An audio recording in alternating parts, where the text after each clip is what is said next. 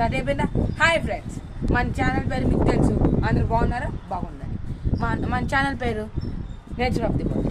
ఈరోజు చూసుకుంటే మా ఇంటిని వెదర్ని చెప్పబోతుంది. ఈ లొకేషన్ వైజాగ్. అక్కడ చూసుకుంటే మనకంతా లైన్గా కొండలు, అక్కడ చూసుకుంటే ఆ కొండలేమో మేఘాలతో కవర్ అయిపోయాయి. ఇక్కడ